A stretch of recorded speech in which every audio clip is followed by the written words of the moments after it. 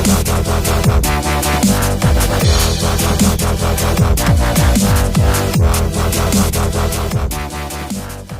to They Said We Said. This is John, bringing you our very first weekly spoiler review of American Gods. So first off, I want to apologize for the quality of the video. I'm having a little bit of technical issues camera-wise, but alas, the show must go on. So I was pretty excited about American Gods when it got spoiled. I didn't know I was going to be this excited to want to do weekly spoiler reviews, but man, this show.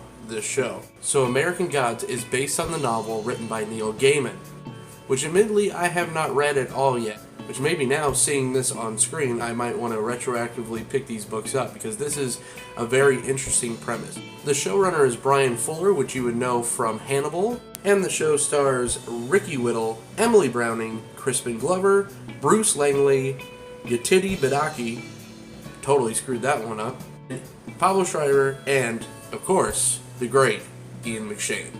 So just from the very first, 10 minutes of this show, I knew it was going to be kind of a crazy spectacle. You have a group full of Vikings kind of land on shore to an unknown island. You have this kind of voice-over exposition kind of taking you along for the ride of these very violent instances that happen to this group of Vikings. So they go and try to see what this island has to offer, and bam, you get one of the most brutal arrow deaths I've ever seen.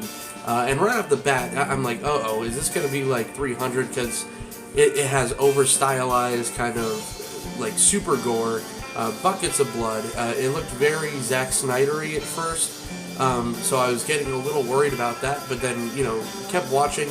It's almost over-the-top blood and gore, where it parodies itself, which was pretty enjoyable. Vikings cannot leave until they figure out that basically their god Odin wants blood retribution. He wants blood spilled for an offering to get the winds and the sails, basically. They all proceed to kill each other, and there we go. We kind of see firsthand of what kind of gods we're going to be dealing with here. Flash forward, and we're introduced to our main character, Shadow Moon. This is played by Ricky Whittle. Ricky Whittle, you may know from the CW show The 100. He was on the first, I believe, 2 seasons of that, which I enjoyed quite a bit. They didn't give him much to do in that show, except kind of grunt. He was like the proverbial wildling, I guess, if you remember, kind of a Lost reference. But in this, they gave him a lot to do, and I was really pleasantly surprised to see that he had a little bit more range as far as acting goes. So Shadow Moon is a convict, and it looks like his sentence is just about to be up, and he's getting out of prison soon. Well, he gets some news. A couple days before his release, the warden pulls him in, and he finds out that his wife Laura, played by Emily Browning, has died in a fatal car accident. First red flag goes off. I'll kind of sprinkle in what I liked and what I didn't like throughout the review. But right off, I didn't really feel like he portrayed that kind of news with the amount of gravitas that it deserved. He was a little bit just kind of wet in shock, and everything went a little bit quiet, but it was kind of a funky scene when he finds out. He's got to go home to Laura's funeral, where he thinks he's going to meet up with his buddy Robbie. So on the way home, he gets into a plane, and that's where we get the first introduction to Ian McShane's character, the character Wednesday. And right away, he just steals, of course, it's Ian McShane, but he steals absolutely every scene that he's on. He plays this kind of swindler, kind of businessman. He's got this glass eye, which is really cool effect. He's kind of poking and prodding for information from Shadow Moon to kind of see if he would like to work for him. Right away, there's kind of red flags going up because he's saying things that he knows about Shadow Moon, but he kind of plays it off like they're in this information's in newspapers and it's kind of common knowledge. The main character kind of declines the very charismatic Mr. Wednesday. After an emergency landing due to weather, Shadow Moon is then forced to kind of rent a car and drive the rest of the way, which is kind of bizarre. I might have just waited for another flight, but to each his own. I guess they were pretty close. To where he winds up in a bar, and lo and behold, again, Mr. Wednesday's kind of there trying to recruit him. At this point, we find out that Shadow Moon's friend Robbie has also been killed in the same car accident as Laura.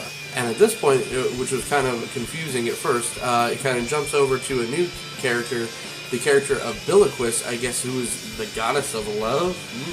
Billiquist is played by Yetide Badaki, I guess. Sorry that I totally killed your name, but and it just kind of shows that she is kind of like this middle-aged African-American woman, very attractive, and she kind of is on the prowl to lure a post-baby boomer businessman back to the hotel, so to speak, for a good time. Well, oh boy, we thought the over stylized blood scenes in the beginning were a little bit gratuitous. Man, Billiquist's scene with this man, oh boy, yeah. So so she dispatches this person in probably one of the most creative ways possible, very reminiscent to, I don't know if you have kids or not, if you watch Adventure Time, it's like when the tree witch sits on Jake and kind of sucks him up into her butt. That's kind of the same thing, but not the same orifice. But, whew, what a scene. So flashback to Shadow Moon, he's sitting there enjoying, I guess, the best chili that this bar has to offer, where we get the introduction to Pablo Schreiber's character, Mad Sweeney, who introduces himself as the Leprechaun. And he just, right away, he's very cool, very charismatic. Shadow Moon kind of makes a joke. He's like, I thought leprechauns were supposed to be small, and this guy's like towering over him. He's kind of unnaturally aggressive, and then we soon know why. After Shadow Moon gets a minute to kind of digest that he really has no one left to go home to, his friend and his wife have both passed, kind of makes a deal with Mr. Wednesday. So heads, I go work for you, tails, you leave me the hell alone, and which of course, it lands on heads. Then he is hired on the spot.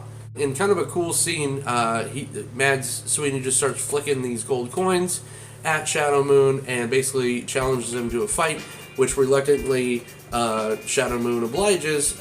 We get a cool little bar fight scene, really cool bar fight scene actually, and it looks like Mr. Wednesday is just eating this up. So after all these kind of random events, Shadow Moon wakes up in the back of Mr. Wednesday's car, where he drives him back to his hometown, where Wednesday kind of tells him to take all the time he needs to go kind of bury his wife.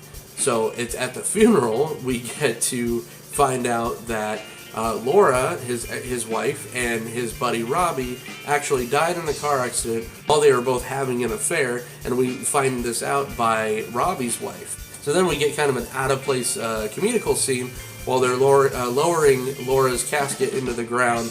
The kind of the hydraulics or something kind of mess up, and it kind of shakes and jumps off track. But finally it slams down, and so Shadow Moon's standing there over Laura's grave and is just kind of upset and flicks the gold coin that he won off of Mad Sweeney's character from the fight. And we see the coin sink into the ground. So, little foreshadowing into maybe someone's coming back. I don't know. Shadow Moon walking home, I guess, in a street at night, and then he sees kind of something shiny off in the yonder. He goes, picks it up, boom. He's now in this weird virtual reality limousine where we get the introduction of the character Technical Boy, who's played by Bruce Langley. He's probing Shadow Moon for information, wondering why Wednesday's there and wondering why he's working for him, and decides to kill him, where these weird, faceless tech guys kind of take him out of the limo and start beating the living shit out of our main character, up to the point where they actually string him up and hang him on a tree and leave him to die.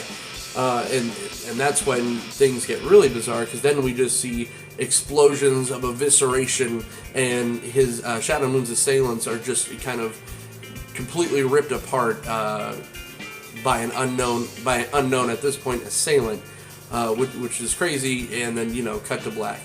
So, some of the great things about this visually, it's a stunning show. You get a couple weird dream sequences where Shadow Moon's walking through like a wooded area to see a bunch of trees with like a big bison with fire in his eyes.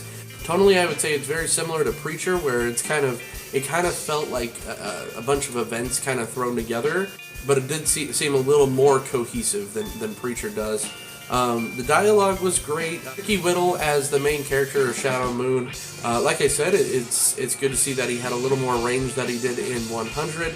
but I don't know how I'm gonna feel, long term over the show, following him and kind of seeing him try to keep up the performances, because that's what it kind of felt like. It felt like he was kind of keeping up with people like Ian McShane and Pablo Schreiber, who are like great like character actors, where he's just kind of, this seems like it was a hard first jump for someone of his acting caliber.